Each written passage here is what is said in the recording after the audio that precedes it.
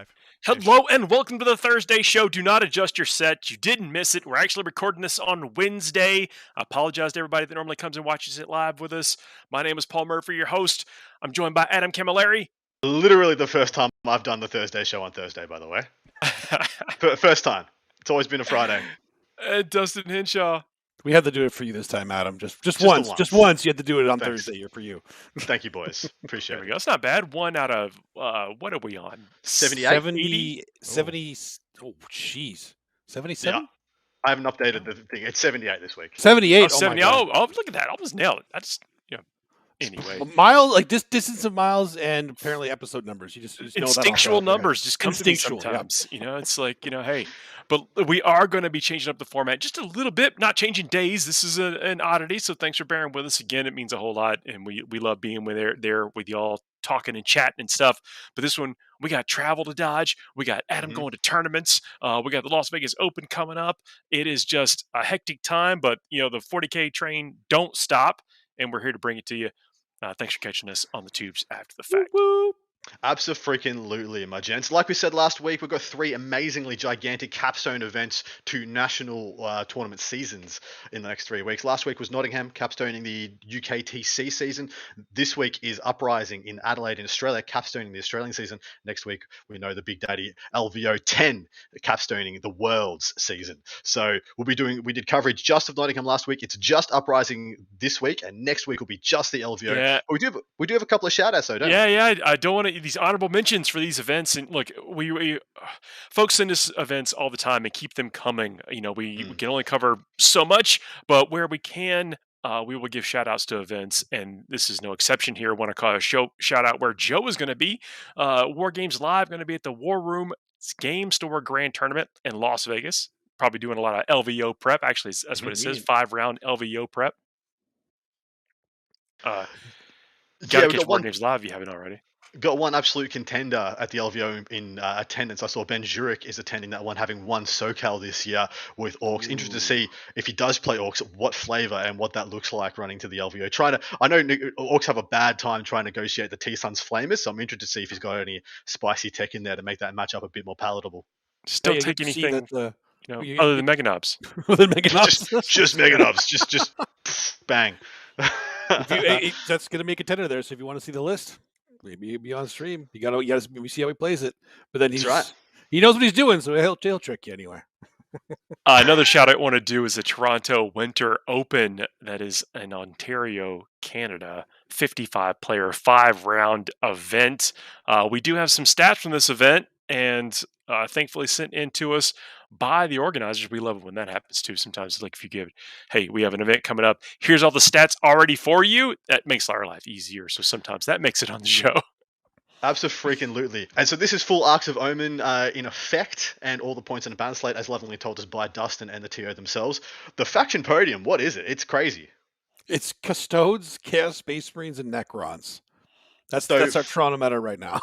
Crazy that Necron still made the podium, and even wilder that Custodes are just sitting in pole position. That's phenomenal. Look, you're hearing it here first before any other shows, anything else. That we have a glimpse into the future.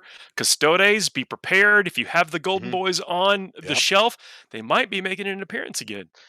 Well, this trend may continue as we get into our 250-player slobber knocker later. But there's one more event shout out, I think. We got the Italian Masters in Pesaro, Italy 5-player invitational event. Each player submits 2 lists and can only use each list twice with the new Arcs of Omen tech in full effect here as well. Yeah, Marines and Votan have featured heavily in the list that people are taking. It's really wild. So you get 4 games, and you got 2 lists. So you can play each game. You got to look at your opponent, what they could possibly pick, what you could possibly pick. I don't quite know how it works, but I'm assuming you see what the 2 that they could pick, you see the 2 that you could pick, and you put one up face down, and you both flip together and off to the races. A lot of Votan, some GSC, but a huge amount of Space Marines. I like this. When I see tournaments like this speaks to me of a very mature meta. Of folks that really would like to kind of have more fun with their game, try different things or whatever. So they're willing to do a weekend of this, something kind of off the beaten path. Well, exactly. I mean, this is actually a really good way to test 2 lists at once if you're not sure which one you want to kind of lean towards in the new meta. So this is a good way to try them both out at the same tournament, right? You might not have time for games during the week. In addition, they've flown in the judge himself, Neil Kerr of the WTC, to keep everything on the straight and narrow. So it should be a really good event. Just going to mention that friend of the show, Neil Kerr, going to be there judging. Also judges for the WTC and other things. Very notable. Amazing, Jen. But it's time to get to the meat and potatoes, boys. What are we doing? All right, we're going to be covering the Uprising. Yeah, Uprising from Adelaide, South Australia. Sources say that is actually in Australia. London adjacent, once again. Yeah, there's two things that, like a pigeon, Paul always knows his distance from London. 240 players, 8 rounds.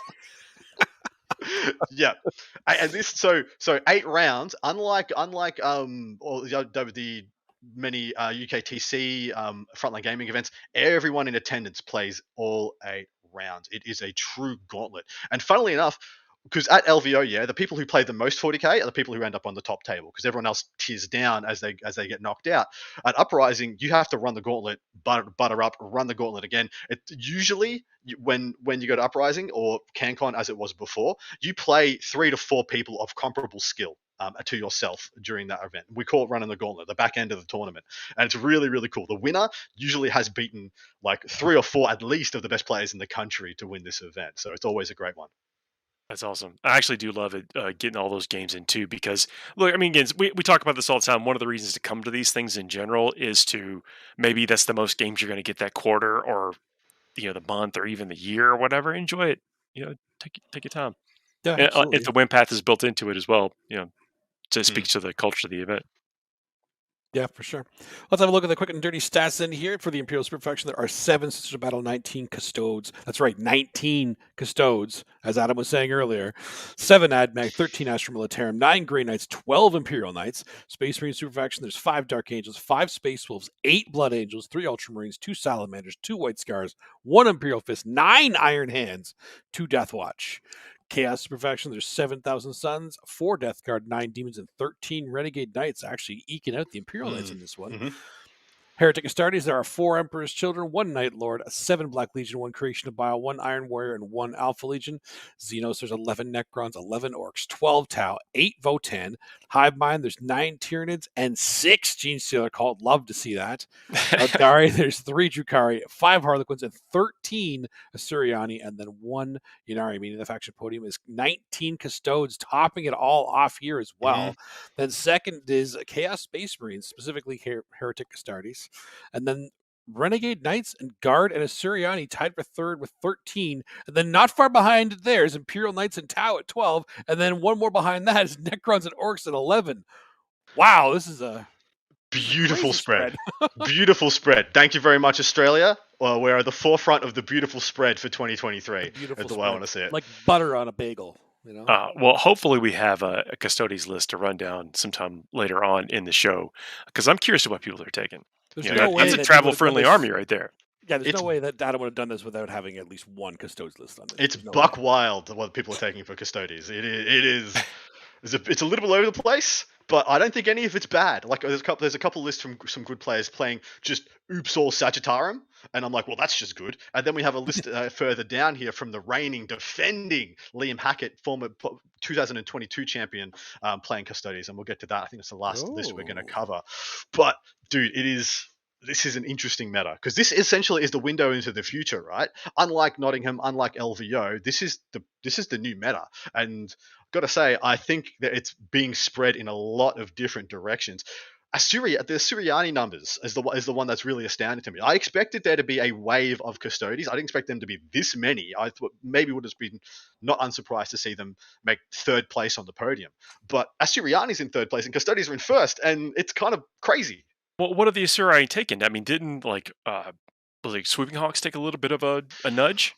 That's pretty much the only thing that I haven't seen. The Sweeping Hawks have been removed. The Dire Avengers are back. The Shuriken Bikes are back. I've seen spamming Vipers. One of the better players from WTC this year, Simon Gojkovic, is playing Sam Hine. So he's just full max speed, 3 into Shining Spears, MSU Vipers. It's wild. That is also wild. And with the removal of Armor of Contempt, all their guns are just good again. It's amazing. That's actually crazy too. I've been curious of why people have been using Samhan lately because I feel like they actually have some play into the current meta with Eldari. So I'm glad to see somebody's doing it then. Me too. So one thing that I'd like to note: there's 7 AdMech players, probably the most in the world, and there's what was there 8 Votan? 8 Votan players, so like one of the newest factions and one of the most sparsely populated factions, both getting decent numbers here. I expect the Votan players to be rocking up with like bandages on one side because one of their kidneys is obviously gone for them to afford the Australian prices for that army. So should be very interesting. It'll hobble like them up 16 players have contributed to the having 8 Votan armies there is what they've done. So. Exactly right. But yeah, we've got good numbers for everything. There's good GSC numbers as well. Like it is really quite nice, quite a lovely spread. Good job, Australia. I mean, let me ask Dustin this question though: do you believe the Gene Stealer cults actually get better, or are people just kind of appreciating a new way, maybe a new meta, then maybe they'll just try them out? No, they absolutely got better with the Arx Roman stuff. Like they, all the free equipment they got, it's kind of evens out the way they were before, but they hit harder for almost the same amount of points, and they can fit more troops without sacrificing CP, and they love their troops. Does the ability to like put things in reserve or maybe take allies, is that open up any doors for you? That doesn't do anything for us because we already could naturally deep strike our entire army, and ally wise, we can't bring Force of the Highbind anymore. And they guard are decent allies, but as far as I know, right now we lose Crossfire, and that's not worth it. The blips still amazing, cool. People are taking Iron Hands drop pods again. Blips solve the problem. You're going to get turn 1 charged by White Scars. Blips, problem solved. It really makes you not lose turn 1 against anybody, and that is just a great place to be right now. And still be able to do something turn 1 yourself, even on Abandoned Sanctuaries. If you have with a pre-game move out of a blip, that doesn't count as pre-game move, so you can still move on your first turn into moments and then move again. Dude, Gene Stealer's got a lot better. All the Rend 1, Rend 2 guns you've got just got a lot better. There's a lot to Seismic's like. got way better. Yeah, exactly. Absolutely. A lot to like for GSC. And Webbers actually have a place now that they're free. That could, depending on where the meta kind of goes to, we'll have to see. But a couple Webbers in there will actually be helpful to us in mortal wounds. We're not having to you just don't get saves.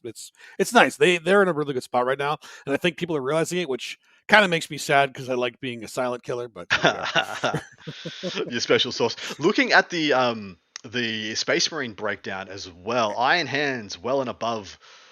With Blood Angels, so Blood Angels and Iron Hands, well and above more than everybody else. I actually expected to see more of the mid-tier Marines, like more of the little bit of everything Marines, the Ultramarines, the Salamanders, things of that ilk. Raven Guard in there. Yeah, there's no Raven Guard at all. There's 1 Imperial Fist, God bless you, sir. There's 2 Death Watch. I thought there'd be more Death Watch. I thought there'd be more Ultramarines. I thought there'd be more Sallies, but it seems like, Blood Angels, Space Wolves, Dark Angels, and Iron Hands is where the vast majority is. Yeah, I find that Dark Angels and Iron Hands are the biggest winners right now in terms of both points and just their secondary points and their actual army list points, and then just the way their army builds now. It feels so good for them. Yeah, so absolutely. Good. Sticky objectives is a big deal. Being able to hold into the doctrines are what's up. Secondaries did change though, and we'll talk about that on probably maybe this show, but also some other shows. But there are some differences in how people were scoring their points, and so that's one of the things I'm curious about. How has that affected actual list builds?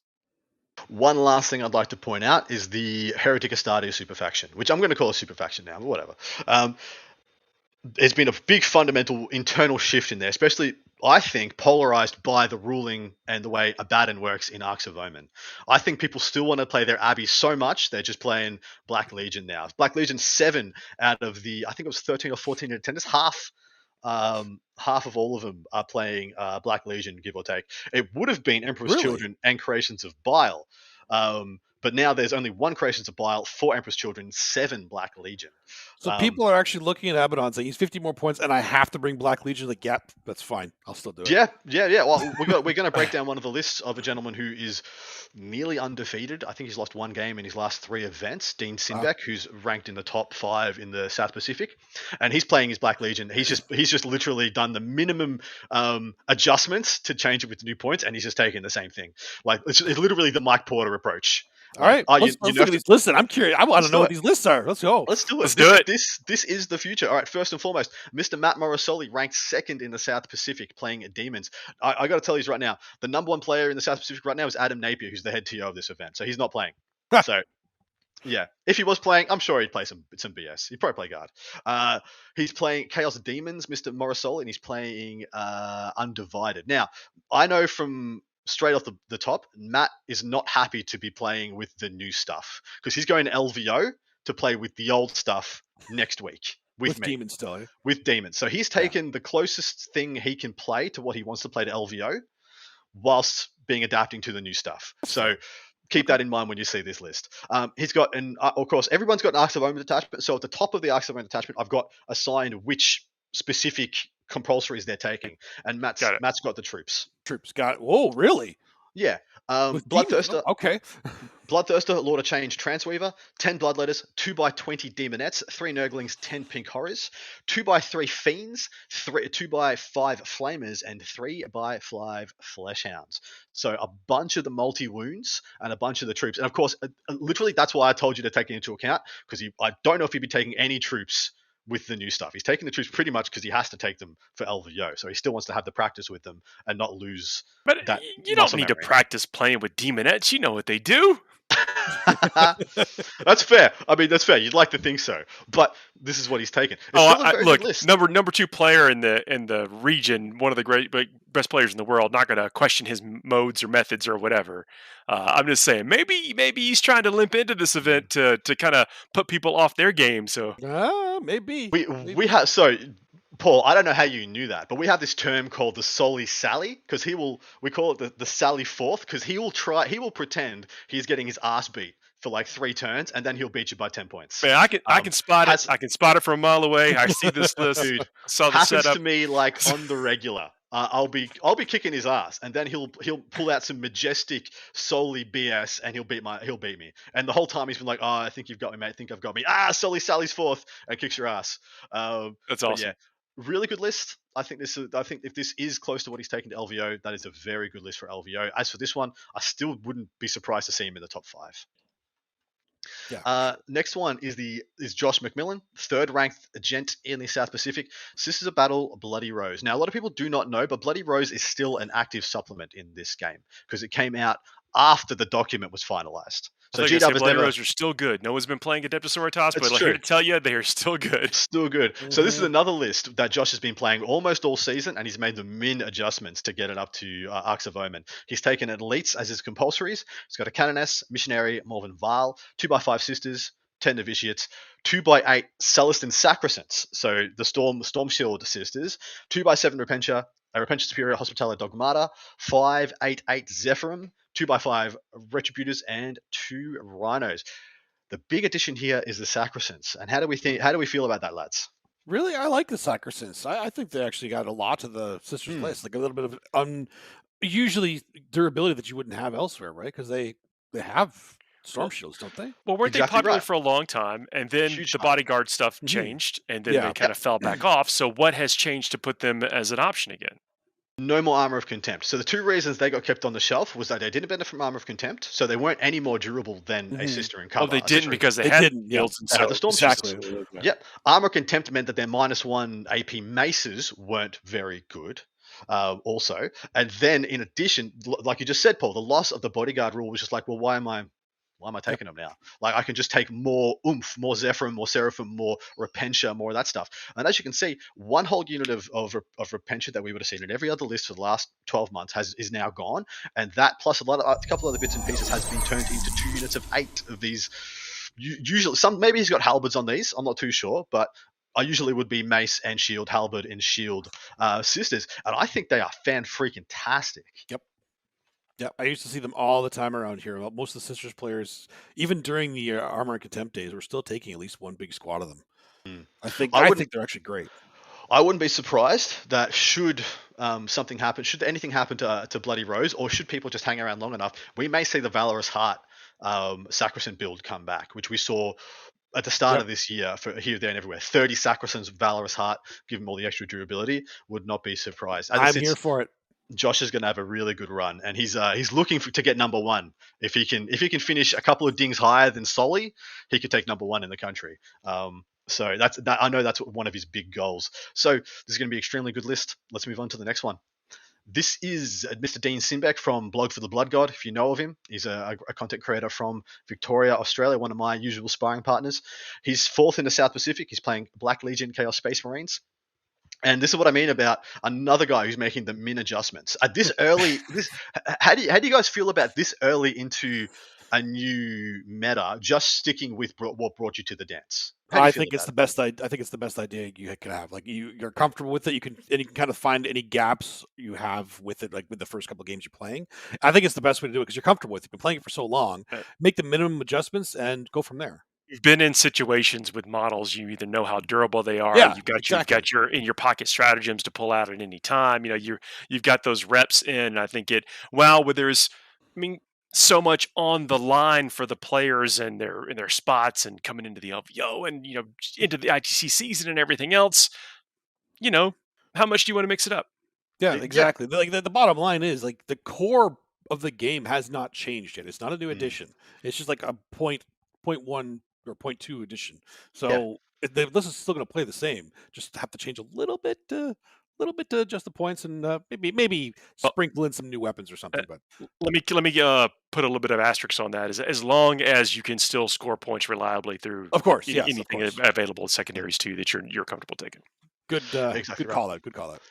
So jumping into the list breakdown, we've got Abaddon. He has taken elites as his compulsories. Now, a lot of people said that Chaos Space Marines got a lot of nerfs here, there, and everywhere with the points and the Terminators and things like that. So their secondaries got better, and they got a little bit more freedom in army design because they don't have to take a battalion with three troops in it that arguably don't really do that much outside bringing a baleful tome. Like they don't offer you that much. So he's got a Dark Apostle, Master Possessions, and a Sorcerer and Terminator armor. So the full complement of buffing characters. In addition, the Sorcerer and Terminator armor has the big like the gem or the Veil of Darkness. It and a unit gets picked up and redeployed, and which means past his 2x10 cultists, he does still have 10 Terminators, 420 points in 10 Terminators now. Then he has 2 Decimator engines to pop a bunch of mortal wounds, 3 Hellbrutes with a fist and multi-melter. 105 points. 105 points now for that with -1 damage with a fist and a multi-melter. I think he might be onto a cheeky little thing there. Hey, don't laugh. We saw them at the first part of last year, like for the first 4 or 5 months. Like it was almost a Hellbrute meta. Yeah, I actually for some players. I quietly like the Hellbrutes because they're -1 damage and they're a decent toughness. So all the people who are spamming their heavy bolters, their shuriken cannons, see you later, mate. Don't worry about it. You shoot into a Hellbrute, you're damage 1, wounding on a 5, and they're only 105 points. I actually think they're not too bad. I wish they could take a better weapon than just like a single multi-melter that has to get within range to do any work. My gripe with them. But for 105 points, I actually quite like the choice. So yeah, that's that list. It's still got the Terminator bomb. It's got essentially 5 dreadnoughts in Decimators and Hellbrutes, and then a couple little objective getters and stuff. But it's just so many points in so few things. Yeah, it fits in a shoebox. This is amazing. It really does. It really does. I mean, it's got Abaddon in there as well, who's another like 350 points now. Yeah, 350. You might need 2 shoeboxes. Yeah, don't put him in don't put him in the same shoebox. Yeah, he's wrapped in socks in the backpack. But yeah, it's so few models. I worry about this list on like a 6 objective mission, but apart from that, everything else he's done really well with just marching his stuff into the jaws of death and pulling out wins. So he'll go very far in this also. You guys got any more feedback on that list? That looks great. Yeah, I like it a lot. I'm actually here for the Hellbrutes because again, their points. For their points, they're great for what they're going to do now. Sounds almost free. Like I did not know. Basically free. Yeah, points. Exactly. Yeah, 315 points for how many? Like so many wounds. 24 like T8 or T7. Yeah. It's wild. T7. Yeah. T7. Really, really good. This next one, we've got the Spice, and this is Chris Wright. Ranked 5th in the South Pacific. He's playing Spatial Successors, Born Heroes, and Whirlwinds of Rage. This is I've heard that before. The Spice. It would take me so long to unpack every level of this list. This is a Chris Wright list through and through. He's got fast attacks as his compulsory. He's got a captain on bike who I know has the armor of rust, and he's got a Primaris Chappie on bike who's kitted out to bonk, as in he's got the benediction of fury. And then he has a Primaris lieutenant with a power sword and storm shield, because you can do that with that one. 5 infiltrators, 3 units of 5 scouts with innumerable war gear options. Then he has 1 cyber wolf, a unit of 6, and a unit of 5 plasma inceptors. 3 units of 6 Skyclaws with innumerable war gear options and a Wolfguard pack leader with a Storm Shield in there to meat shield for him. And then 3x6 Longfangs, each one with a Wolfguard Terminator pack leader in there, who I think is packing a Cyclone as well. And then he has 3 Landspeeder Storms to tote around the scouts. This thing has so much extra crap tacked onto it. It's incredible. Oh, he has scouts and the storm to put the scouts in the storm. That's ridiculous. He does. It's wild. So I believe, if I remember correctly, he has a Grav Cannon multi-melter unit of Longfangs, and he has a Las Cannon Grav and a Las Cannon Grav for 2 other units. So 3 Las Cannons, 1 Grav. And then, like, dude, this is a great list. This is a lot of stuff, and everything's harder to kill than you want it to be, and everything just has like 100 points of free shit on it. It's infuriating. Are Skyclaws the vets for? No. That's Wolfguard. These guys are essentially assault marines, but instead of having to take flamers, they get to take melter guns. They're still blood claws, but they've got some, like, what are they missing? A point of weapon skill? They're missing something. Missing a point of ballistic skill. Ballistic skill 4, weapon skill. Ballistic skill. Yeah. Okay. Yeah. But they've each got melters and combi melters in there, and then a Storm Shield, Thunderhammer, Jump Pack, Wolfguard to meat shield for them. This is a really interesting, spicy list. I've never seen Skyclaws before. I'm still... I've never seen that before. I didn't know that was a thing. They're insane. They're insane. The amount of free... Of all the units in the game that get just free stuff tacked onto them, they're one of the best for the points. I think they're 110 points, those units of 6, if I remember correctly. He's going to be Googling Skyclaws. They're basically free. Yeah, they're basically free. What the heck? They're basically free. And they literally have like a Vanguard veteran strapped onto the front with a Thunderhammer Storm Shield, who has +1 to hit on the charge, double exploding 6s. It's incredible how much free stuff he's got on here. And of course, the Wolfguard pack leader and Terminator armor to meat shield for the Longfang. So they can just stand out in the open, catching fire, tanking it on the fat boy in the ruin behind him. It's really quite good. Do you know what heavy weapons he's gone with on those? Yeah, they're each one has a minimum of 1 grav gun. One of the 5s is 3 grav, 1 multi-melter.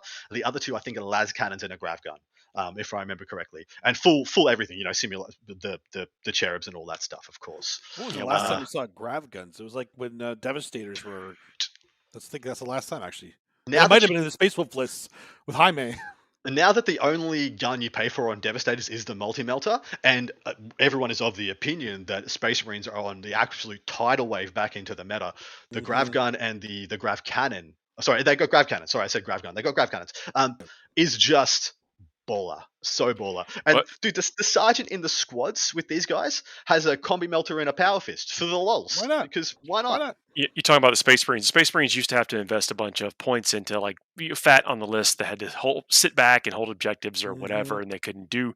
So it would very difficult to compete with all of your coolness on wherever the table dictated you needed to fight. And now you can fight with 80-90% of it, which is way better than 50% of it. And you're fighting with quality weapons. Exactly. You have multiple waves to throw at them. If I had to say, Space Marines are feeling more and more like what Sisters have been for the last 12 months, where you just have like 6, 7, 8 trading units that just have decent odds of getting the job done. And I think that's the route, especially this list is looking like it's going. Oh, you've got 3 Longfang units. Retributors. Oh, you've got Plasma Inceptors and Zephyrin. Oh, you've got Skyclaws. Repentia. It all seems like it's just going that way. It's really interesting. He's got a lot of forward deploy. He's got a lot of scout moves. He's got a lot of speed and secondary objective play. I think this is a great freaking list by Chris. And after seeing some of these lists, that might be my pick to win it. Whoa. Okay. That's bold. I don't think you've called a Space Wolf winner. Adam's excited about this list, man. I'm really excited about this list. I think it's genius. I think he's literally just like looked at the calculator and was just like, what is the absolute min max of extra stuff I can get? And he's like, Space Wolves. It's Space Wolves, and it is going to the drawing board. Anyway, we have one more list to break down. Let me catch people up. We're going to break down this one more list, which is a Custodes list, so hold tight for a second. Then we'll take a quick break for a little bit of station identification, a word from our sponsor and parent network. And then we'll come back and do the segment. I believe we've got a Fuego Rapido. So do we? You got to, after this list, still going to have a jam-packed episode. Hold tight. What's next? Last one, the reigning, defending WT singles This champion. is what we came here to see. Come on. Uprising champion, WTC teams champion, Liam Hackett, possibly having the best 12 months of anyone ever. If he was going to the LVO and he got top 8, he would have put together the best 12 months of anybody in the history of 40K, I think. But if he wins this one, it's argued, who are you going to say did better, really? Who are you going to say did better? Anyway, he is playing Solar Watch Adeptus Custodes. This is wild. He's got Elites as his compulsory. He's got Alea. He's got a Shield Captain on Dawn Eagle Jetbike. He's got Trajan Valoris as his HQs. Then he's got 3-1-1 Alaris. So 1 unit of 3, 2 units of 1 Alaris, and then 2 units of 10 Wardens. Then he's just got a Vexillus Praetor and Terminator armor, 5 Witch Seeker Sisters, and a Rhino. That is the whole damn shebang. Wow. So no Sagittarium, because we've heard them mentioned a lot. There is another list that I think has 5 units of 3 Sagittarium. But this is the one of the top guys in the world. So I had to go to his list. Yeah. This is crazy. This is crazy, this list. All that is now OBSEC now, thanks to the changes. For all, if not most of the game, one of those units of 10 Wardens can have Transhuman. You don't get rerolls. All this other stuff can be flipped around into a bunch of different defensive stratagems.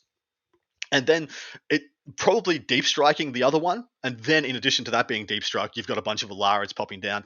This is a really cool list. So one of the things about Uprising, the terrain maps are set. They actually sent us out a players pack with the terrain maps. And one of the things that was noted is that it's really hard to hold the center objective and think you're going to survive, because it's usually there's a very distinct firing lane that's usually adjacent to the deployment zone. But if you get to it, you can punish anything on that middle objective. And he's just gone well, try and kill 10 Wardens that you get no rerolls against at a Transhuman. Good freaking luck. 6 up, feel no pain. 4 up, invuln. You're cooked. And I think that's what he's doing, and I adore it. I don't know if this list is incredible. I'm willing to be convinced, but it's got one of the best pilots in the world, so we will see. Yeah, scores really well. I like another one that's easy to travel with, which is good. So, one shoebox.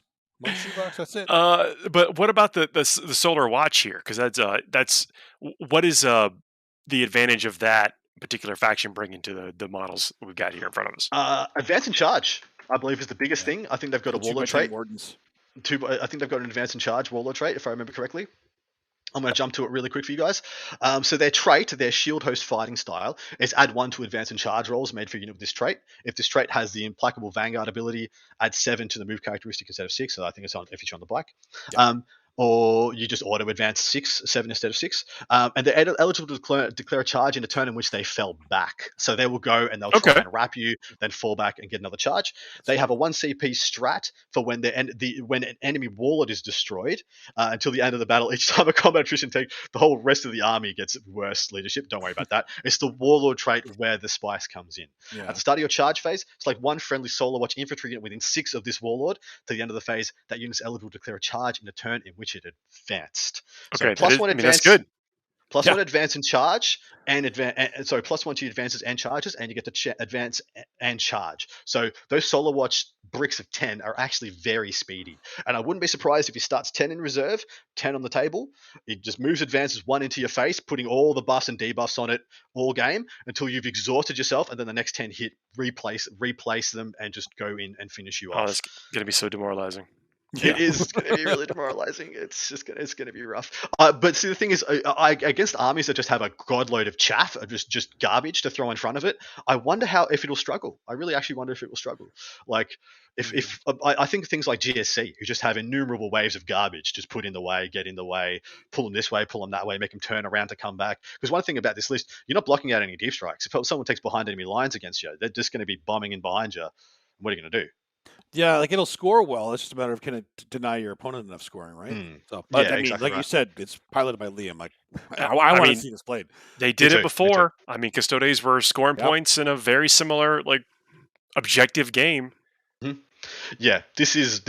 If you want to kill Space Marines, Custodes do it really well, and also they're very immune to a lot of the Marine killing weapons. Because the issue was, we all took AP3, AP4, and freaking everything into Armor of Contempt because they're the only guns that mattered. Now those guns are going away and being replaced by mid-strength, mid-AP, sometimes 2 damage weapons. And Custodes is just like, huh? Yeah. What was you that? know who didn't care about armor contempt going away? Custodes. They love it. Well, they've got AP1 on all their guns, and it actually works now. They actually do a thing. That's Which is true. nice. Their guns are It's better. nice. Yeah. Yeah, very cool. Anyway, who's winning that's this all thing? the list. I pick Chris. I pick Chris Wright to win. Yeah, I do. Yeah, you just no question there. What about you boys? I like a lot of this is stuff tough because I mean you've described some really great list. We know a little bit about a lot of the players you mentioned we've highlighted here. So typically, if you're just joining us for the first time here, we either pick a faction or a player to win this, or to win any event we talk about. I think we can even get down to the player on this one. I think, there's a couple of people who could win this who aren't in this top 5. There is Jeremy Martino, who's won 3 CanCons in the past, 3 essentially the same level of this event. He's playing his sisters, which he took to WTC.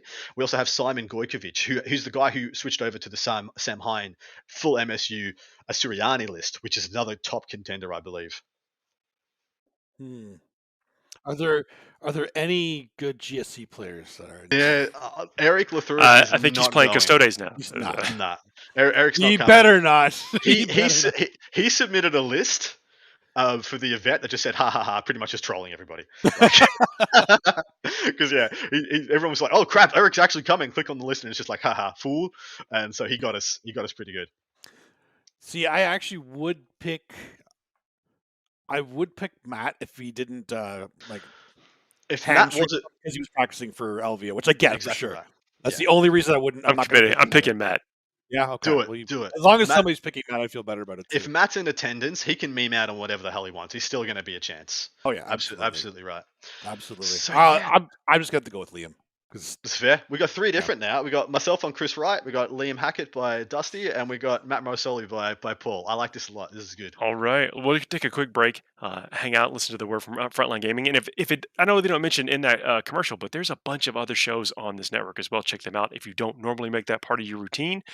Great shows, great content. I know they would appreciate the thumbs up and the likes. Hold tight. We'll come right back with our palate cleanser after we've just talked about all this crunchy stats, the meta, defining it, being it, beating it. Now we're going to wipe all out of the way and probably talk very little about 40K for about 10 minutes. Yeah, exactly. Hold tight. At Frontline Gaming, we make the best tabletop gaming mats in the universe.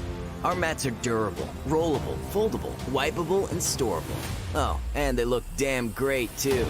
Join the thousands of tournament regulars and garage gamers who use our mats to bring their gaming surfaces to life.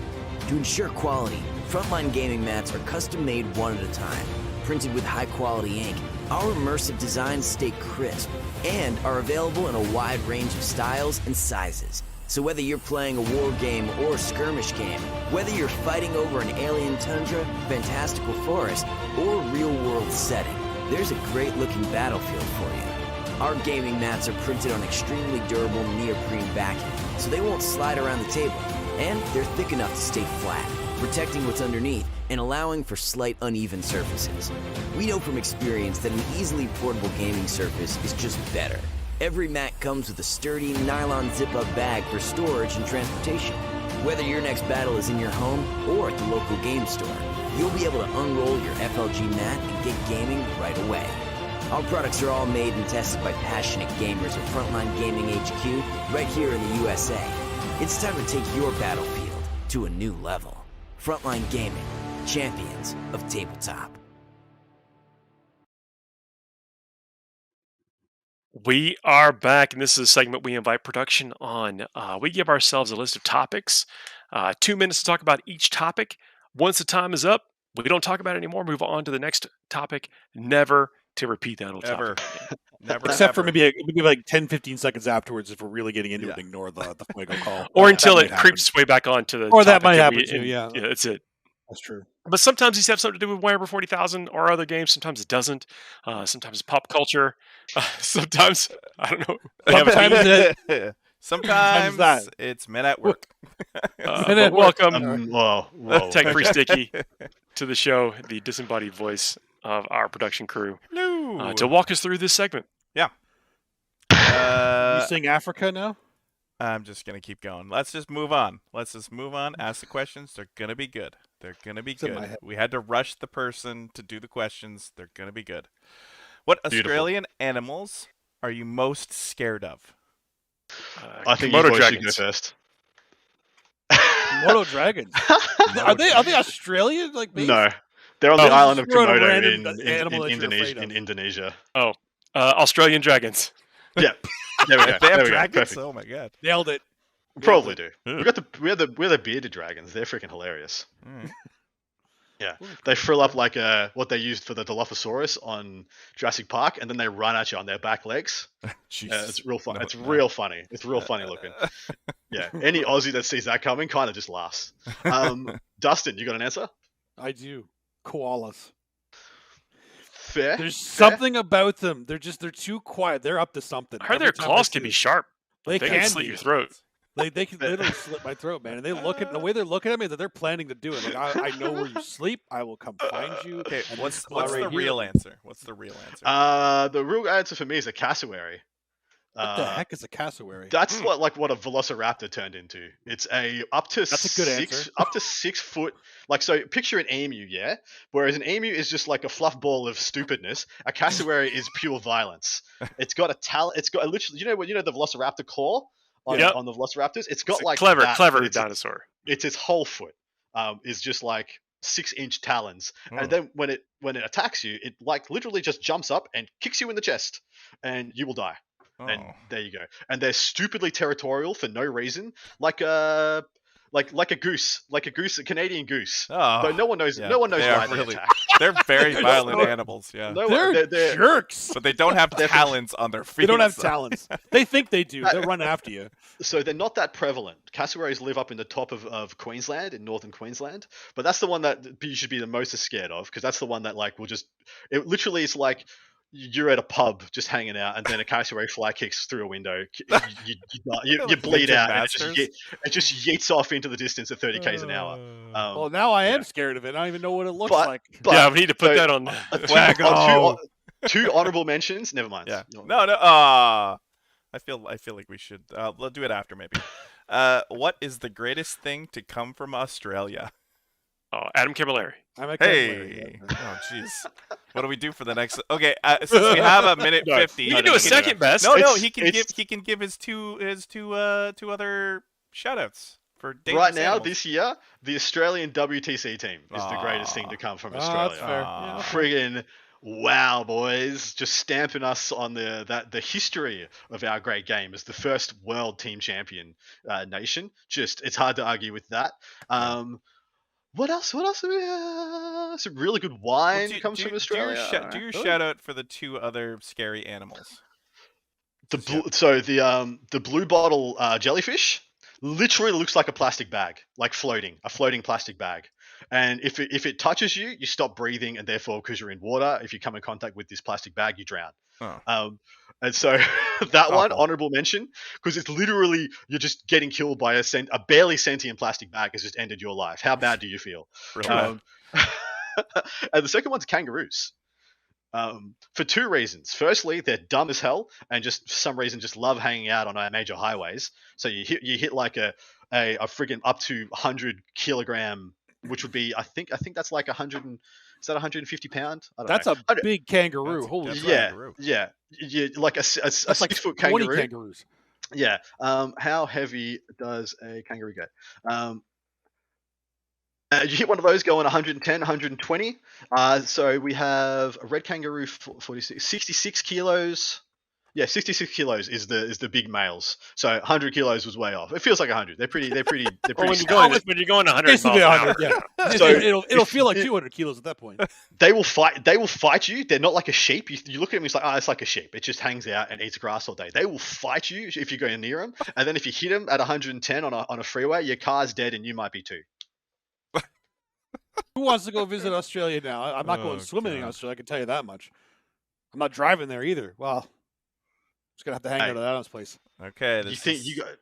this is another Do you one. guys think you guys think I wear a hat just because of some aesthetic choice? Nah, it's the first offense against strop bears. Okay. How does one defend themselves? You broke the lead. How does one defend themselves from Oh! bears? Dustin, Fine. what? Give us some insights. But what? What? How am I supposed to know? So I need some clues from you about what a drop bear is, Dustin. So I need you to fumble through this. What is a drop bear? So when you see a koala, like if you get a koala and it's no longer a herbivore, it's now a carnivore, and it likes to drop on people's heads, and it can't. It can't quite kill you, but it messes you up real good, and it just kind of drops on your head. Right. So and koalas has are a the crack. scariest animal in Australia. This is like the koala after you vet it after midnight. Yeah. Essentially, dude, perfect analogy. Yeah. They're a little bit, okay. They're a little bit got like, because wet? they're a carnivore, they're a little bit more jacked than a koala, and made of pure hate. Are they actually called drop bears? Or is that a nickname for them? Yeah, actually called drop bears. Because they literally drop onto your head. They drop onto your head. Yeah. Oh, So that's what their full name. Like they have like some kind of genus and species, and and then drop bears. I could just imagine the Australian going, "What is that name? It's a drop bear," and just running away. Oh, why? I guess you have to wear like a spiked helmet or something. Like, oh.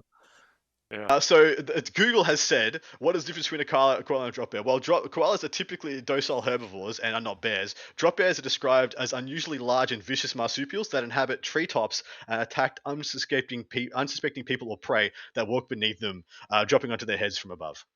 Okay, so we're not walking in the forest there either, right? Yeah, you can't really go anywhere in Australia. Yeah, where are we going in Australia? Gotta have a hat. I've seen a lot a hat of is going to Aussies. protect you from a drop bear. You think? Well, a hat is gonna save you? so sometimes they'll grab the hat instead of your head, and they'll try and grab it on the top of your head, and then the hat will come off and the drop bear will come off, and then you can try and punt it or leg it. Oh, you punt it 100%, right? If it's Dude, attacking you, it's got punt to know that it's got to come.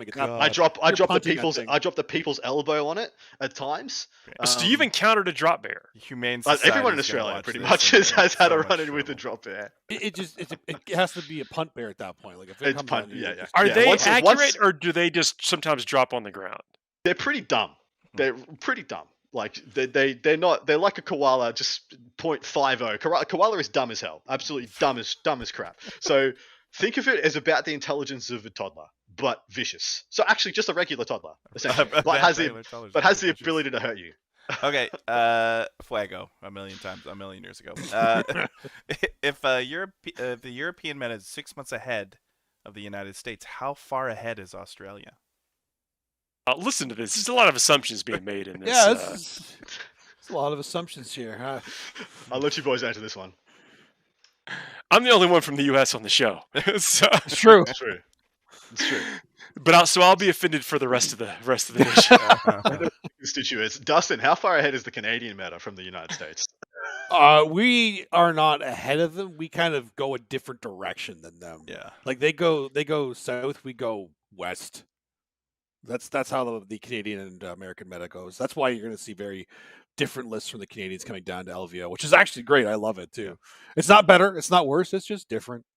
I was having a conversation with some folks earlier today about what meta really is. Meta can be defined by your local game store. Like you have to play to whatever that meta is. And the conversation was around like when you are traveling, how much do you consider that where you're going or whatever? Do you fall back to what your fundamentals are? And how do you maybe separate yourself from what is good in just your area? Mm-hmm.